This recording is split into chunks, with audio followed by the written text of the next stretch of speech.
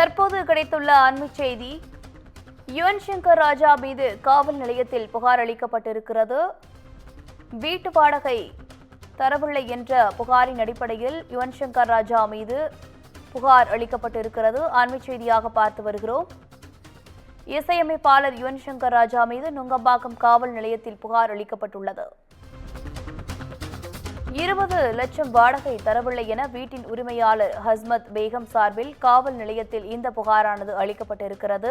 அண்மைச் செய்தியாக பார்த்து வருகிறோம். இசையமைப்பாளர் யுவன் சங்கர் ராஜா மீது நுங்கம்பாக்கம் காவல் நிலையத்தில் புகாரானது அளிக்கப்பட்டிருக்கிறது. ரூபாய் 20 லட்சம் வாடகை தரவில்லை என வீட்டின் உரிமையாளர் ஹஸ்மத் பேகம் சார்பில் காவல் நிலையத்தில் இந்த புகாரானது கொடுக்கப்பட்டிருக்கிறது. கூடுதல் விவரங்களோடு இணைகிறார் செய்தியாளர் சுப்பிரமணியன். வணக்கம் சுப்பிரமணியன், புகார் குறித்தான முழு விவரங்கள் என்ன? சென்னை நுங்கம்பாக்கம் லேக் ஏரியாவில் வசித்து வருபவர் ஹஸ்மத் பேகம்.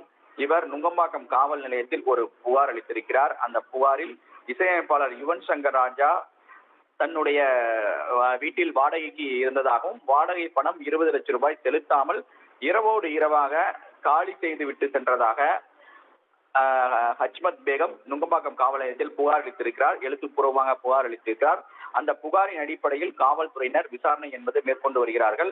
அது மட்டுமல்லாமல் குறிப்பாக அவர் வாடகைக்கு அந்த வீட்டில் இருந்தது தொடர்பான ஆவணங்களையும் காவல் நிலையத்தில் அவர் வழங்கியிருக்கிறார். அந்த புகாரின் அடிப்படையில் போலீசார் தொடர்ந்து விசாரணை நடத்தி வருகின்றனர்.